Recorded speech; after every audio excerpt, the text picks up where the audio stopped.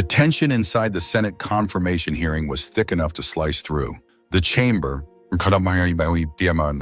grand with its marble columns and rich mahogany paneling, had borne witness to generations of political spectacle. But nothing like this. Kari Lake sat poised at the witness table, her auburn blonde hair impeccably styled, her navy Armani suit tailored to perfection. A string of pearls encircled her neck, symbol of old guard respectability. For 2 hours, she had faced nothing but gentle questions from Republican senators. Her responses were smooth, practiced, crafted for sound bites. Senator Lindsey Graham praised her unassailable service to the nation. Senator Josh Hawley commended her iron commitment to law and order. Even Tom Cotton, usually confrontational, had thrown her softball. She looked like a lock to be confirmed as Trump's new attorney general. Behind her, a row of advisors in expensive suits exchanged confident glances. The math was done. The job was hers. Then Jonathan Roumie stepped up to the microphone. The atmosphere shifted instantly. This wasn't a politician. This was something else, calmer, quieter, but charged with intent. Roumie didn't carry the swagger of a partisan warrior. He moved like a man with sacred purpose. In his dark suit and open-collared shirt, he looked understated until you met his eyes. He didn't look at Lake like a colleague. He looked at her like a man preparing to deliver a reckoning. What happened in the next 30 seconds would wipe the confidence off Kari Lake's face like a sudden storm. From his worn leather folder, Roumie began to extract documents no one expected, ones that would send shockwaves through the Capitol. "Ms. Lake," he began, voice low, calm, but edged with unmistakable authority. "Before we entertain your qualifications to become the highest law enforcement officer in the country, the American people deserve something more than a scripted highlight reel. They deserve the truth." Lake's smile faltered for the briefest moment. She had no idea what was coming. What Roumie revealed didn't just challenge her record. It threatened to collapse her entire confirmation. Live, on national television, in front of millions. Before we dive deeper into this dramatic clash, tell us in the comments where you're watching from, and don't forget to hit that subscribe button so you never miss moments that redefine justice in America. To grasp the magnitude of what was unfolding, you needed to understand the combatants. At 50, Jonathan Roumie had become a rare moral voice in public life, beloved for his portrayals of compassion and grace, but respected just as fiercely for his growing advocacy in real-world justice issues. His journey to this moment wasn't paved with political ambition. It began in modest neighborhoods, through ministry and volunteer work, through prison visitations and outreach programs where he had seen firsthand what the system did to the voiceless. He hadn't come to Washington to play the game. He had come to hold it accountable. His knowledge of the law didn't come from courtrooms, but from walking alongside the brokenhearted, the accused, the wrongfully imprisoned. He wasn't a prosecutor, but he understood injustice better than most who wore the title. When Trump nominated Kari Lake as Attorney General, Roumie saw something deeply wrong, a candidate whose loyalty to power seemed to outweigh her commitment to truth. So he started digging. What he uncovered would not just shake the hearing, it would become a moral trial played out under the unblinking eye of history. Kari Lake, on paper, was perfect, too perfect. 8 years as a state attorney, a polished media performer, a favorite of the far right. She had parlayed her journalism background and political instincts into a brand, bold, unflinching, loyal. But beneath that polished exterior lay decisions, some quiet, some buried, that painted a different picture. One built not on service, but on self-preservation and strategic obedience to those in power. Her rise through Arizona politics had not been by accident. It had been carefully choreographed, with donors, deals, and unspoken understandings. Her loyalty to Donald Trump was legendary. She had stood by him through investigations, impeachments, and insurrections. That loyalty, insiders whispered, was the true reason she now sat at that table. But loyalty, Roumie knew, was no substitute for justice. And today he had come with receipts. When Trump won the 2024 election, Kari Lake's appointment as Attorney General seemed all but sealed. She had the resume, the media skills, and most importantly, loyalty. She had stood by Trump through every storm, and now the favor was being returned. Republican senators lined up in support. Her confirmation was supposed to be a coronation, but beneath her carefully crafted exterior were fractures, cracks the mainstream press had glossed over. Her tenure as Arizona Attorney General had been riddled with controversial decisions. choices that, curiously, benefited major campaign donors. There had been whispers of pay-to-play politics, but no one had looked too closely. No one, until now. Jonathan Roumie had done what the press wouldn't. For weeks, he had combed through Arizona court filings, campaign finance records, and buried settlement agreements. He wasn't looking for political ammunition. He was looking for truth. Kari Lake, meanwhile, sat at the witness table with the confidence of someone who believed herself untouchable. Republican senators fed her softball questions. She parried with elegance, quoting bumper sticker slogans about crime and patriotism. The script was perfect. The room was hers. Until Roumie spoke. This wasn't just another Senate confirmation. The Attorney General of the United States holds immense power over the FBI, over prosecutors, over which truths are buried and which are exposed. With Trump back in the Oval Office, his chosen AG would wield that power like a weapon. For Lake, this hearing was the apex of her ascent: validation, reward, and glory. For Roumie, it was something far more sacred, a chance to stop injustice before it wore the robe of law. The cameras rolled, C-SPAN streamed, reporters readied their feeds. The air grew heavy. Then came the first sign that this would not go as planned. Roumie didn't begin with flattery or formality. There were no pleasantries, no performative congratulations. He went straight for the soul. "Ms. Lake," he said in his voice calm but commanding, "you've spoken at length today about your passion for justice and your fight against corruption.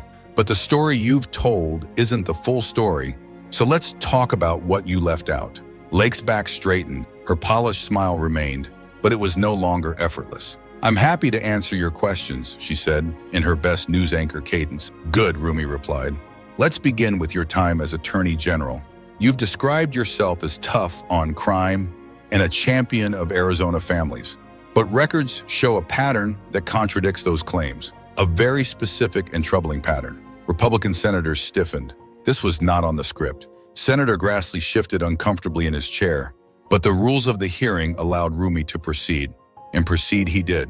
"Let's discuss Trump University," Roumie said evenly. "Florida joined a multi-state lawsuit to recover millions in damages for residents who were scammed by fraudulent real estate seminars. Arizona, under your leadership, did not. That decision denied restitution to your own constituents. Why?" Lake's smile grew tighter. "The case lacks sufficient merit under Arizona law." "Did it?" Roumie asked, tilting his head. "Or did it lack something else, something like political convenience?" He reached into his folder and retrieved a document, holding it up for the cameras. "This is a timeline. September 9th, 2013. Your office receives a formal complaint about Trump University. September 13th, New York's Attorney General invites you to join the lawsuit. September 17th, Trump's personal attorney contacts your office. September 21st, Trump donates $25,000 to your re-election committee. And on September 25th, your office announces that Arizona will not participate in the lawsuit." The chamber fell silent. You could hear the ventilation system humming above them. Reporters froze mid-type. Senators looked at one another, unsure whether to interject or simply brace for what came next. Lake's composure was cracking. Her voice, once smooth and confident, now came thinner. "That donation had no bearing on my decision-making." Roumie gave a slight nod, then replied, his voice lower. "Then help me understand. Why did your office tell the public there was no cause for action while refusing to release internal evaluations that reportedly raised flags about fraudulent practices? Why did your team refuse to meet with multiple Arizona victims of Trump University after receiving written complaints?" Lake didn't answer immediately, because there wasn't one. Reporters began typing furiously, some rising from their seats to catch a better angle. The hum of urgency filled the chamber. Republican senators looked ready to object. But this wasn't a courtroom, and this wasn't a trial. It was a confirmation hearing, and the questions were legitimate. They couldn't stop what was coming. Kari Lake's composed exterior began to falter. A flush crept up her neck, past the elegant pearls resting against her collarbone. Her hands gripped the witness table, her knuckles pale. "That donation," she said carefully, "had absolutely nothing to do with my legal decision-making process." But Jonathan Roumie wasn't done. He calmly reached into his folder and produced another document, this one marked with the seal of the Arizona Attorney General's office. "Ms. Lake," Roumie said evenly, "are you familiar with the name Patricia Williams?" Lake's eyes flicked toward her counsel. "That name doesn't immediately ring a bell," she replied, but the stiffness in her tone betrayed her instincts. This was a trap, and she knew it. "Let me help you remember," Roumie said, his voice tightening with moral gravity. Patricia Williams was a 67-year-old grandmother from Phoenix. She lost her entire life savings, $47,000, to a fraudulent real estate seminar sponsored by Trump University. She worked double shifts for 30 years as a hospital janitor to save that money.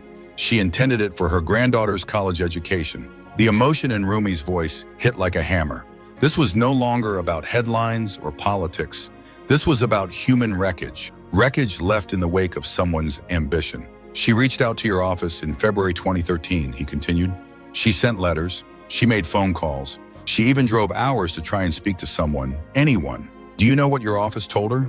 Lake sat silent. "You told her that Arizona doesn't investigate educational institutions," Roumie said quietly.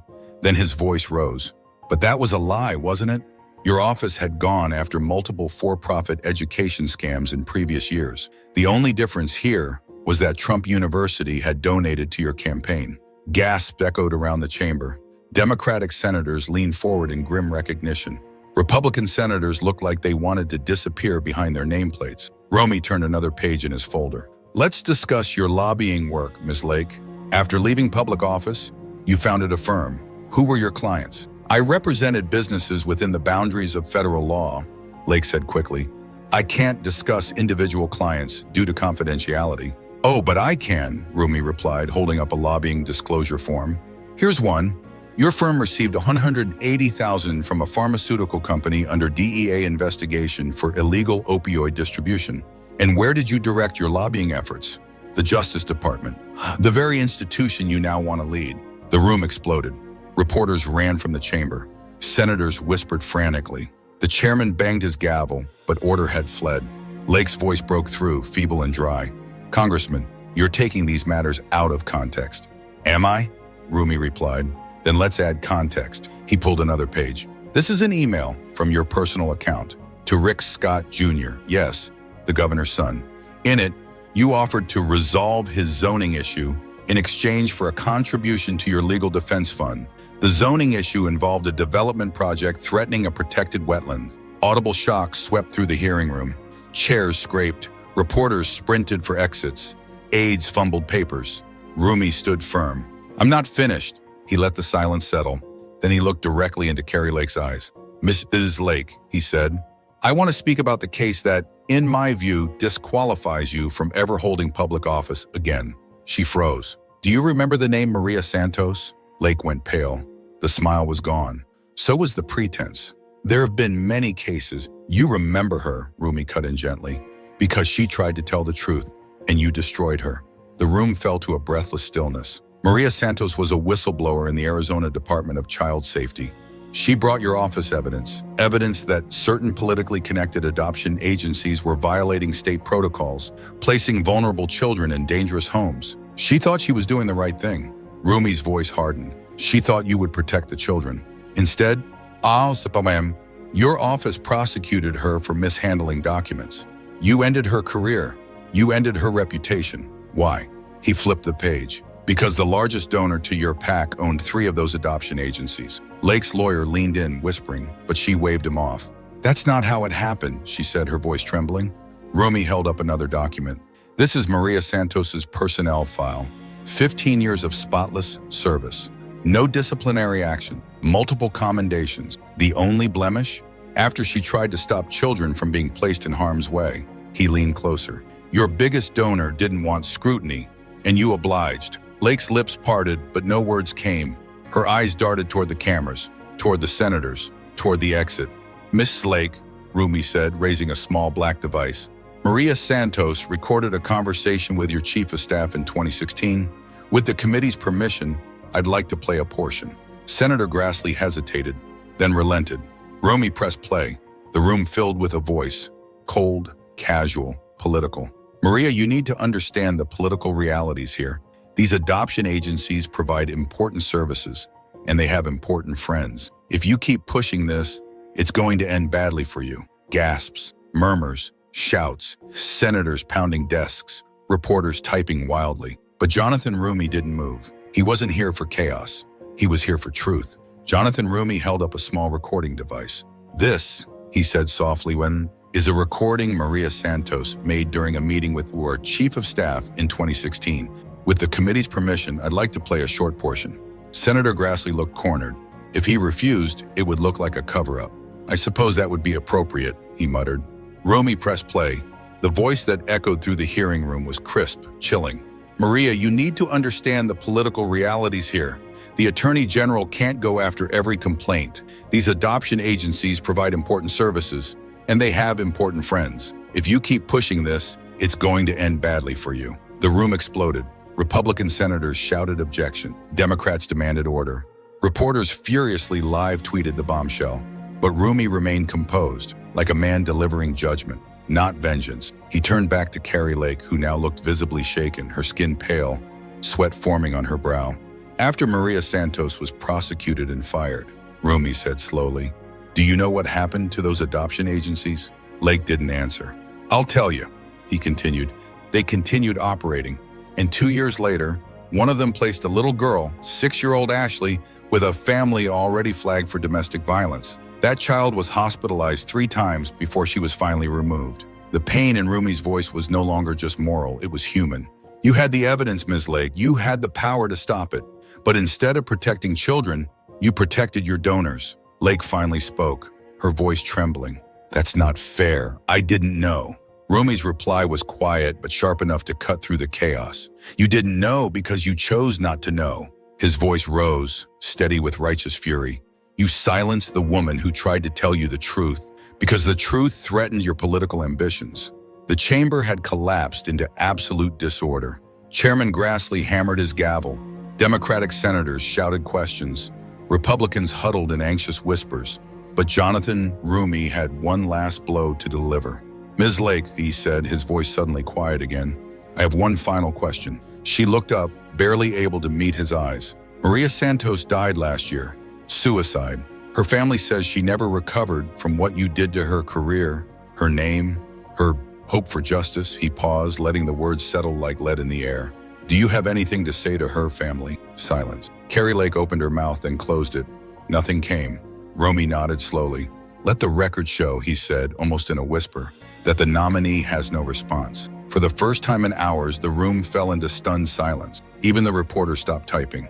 Chairman Grassley called for a recess, but it was far too late. The damage had already been done. The cameras had captured everything. Within minutes, the hearing had become a political earthquake. Social media lit up. #Lake exposed and #Maria Santos were trending worldwide. Clips of Kari Lake's silent breakdown spread like wildfire. CNN broke into programming. MSNBC assembled legal surveillances. Even Fox News struggled to defend what they had just seen. "I've covered confirmation hearings for 20 years, said CNN's Dana Bash, "and I've never seen anything this devastating." The recording Roumie played aired on every major network. Legal analysts immediately began questioning whether Kari Lake could face obstruction charges. The GOP's response was immediate and panicked. Trump posted on Truth Social, "Jonathan Roumie is a radical activist trying to smear great patriots. Kari Lake has done nothing wrong." Another witch hunt. But even his most loyal allies were shaken. The evidence was real. The recording was real. The story was real. Senator Ted Cruz, one of Lake's original backers, told reporters, "We need to evaluate everything carefully." It was far from a defense. Privately, Republican senators were scrambling. Some were already pulling their support. They didn't want to be tied to someone who might soon be under criminal investigation. But what mattered most wasn't political fallout. Jonathan Roumie had done something deeper. He had given voice to the voiceless, to Maria Santos, to Patricia Williams, to every citizen crushed under a corrupt system. He had proven that preparation, integrity, and moral clarity could still pierce the fortress of power. This wasn't theater, this was justice. And it marked a turning point. The American people had seen the system falter. And for once, they had seen someone stand, not with anger, but with truth. But perhaps most importantly, the hearing sent a clear and unshakable message to every future nominee. The age of unchecked ascents to power was over. Gone were the days when well-tailored suits, prepared talking points, and soft questioning guaranteed confirmation. If you aspired to high office in this new era, you had to be ready to defend every decision, every overlooked victim, every silenced voice. every choice made in the shadows. The Kari Lake confirmation hearing had become more than just a political spectacle. It had become a moral reckoning. It was now a case study in the war between two visions of justice, one where power shields the privileged, and one where power is held to account by truth. For decades, whistleblowers like Maria Santos had been devoured by the very institutions they tried to reform. For decades, victims like Patricia Williams had written letters that were never read, placed calls that were never returned, driven miles to be turned away by closed doors. Now, someone had finally listened. By that evening, the political aftershocks were everywhere. Senior analysts openly questioned whether Lake's nomination could survive another day. Inside sources revealed that multiple Republican senators were privately advising the White House to pull her name. Senator Susan Collins, long seen as a swing vote, stepped before reporters and said gravely, "The allegations raised today are deeply concerning. They must be fully investigated before any confirmation vote." Even more pointedly, Senator Lisa Murkowski added, "Sometimes the honorable thing is to step aside for the good of the office and the country." Meanwhile, Trump grew increasingly hostile. On Truth Social, he lashed out, "Jonathan Roumie is a self-righteous liberal actor trying to destroy patriots. Kari Lake is innocent. This is a witch hunt." Again. But even inside Trump's inner circle, concerns were rising. His legal team knew, if the evidence Roumie presented held up, Lake could face federal investigation. The very Justice Department she hoped to lead might soon be forced to investigate her. The hearing also revealed a deeper failure, the broken machinery of the confirmation process itself. How had Lake's background check missed this? Why had no other senator unearthed these allegations? Government watchdog groups called for immediate reform. "This cannot happen again," declared the director of Citizens for Responsibility and Ethics in Washington. "The American people deserve to know the truth before someone is handed power, not after." As the sun set over Washington, three truths were clear. 1. Kari Lake's confirmation was collapsing. 2. Federal investigation was inevitable. 3. Maria Santos's voice had finally been heard. Jonathan Roumie had done what few dared. He didn't grandstand. He didn't seek applause. He exposed the truth quietly, thoroughly, and without mercy. In doing so, he changed the game. He showed that courage, preparation, and unshakable conviction could pierce through the armor of politics. He reminded America what justice looks like, not in slogans, but in sacrifice. And yet, as the hearing's final echoes faded, one question remained. Would the truth be enough?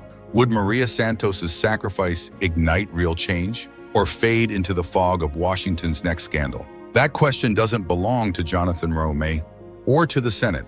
It belongs to us, to every citizen who demands justice over loyalty, accountability over access, truth over convenience.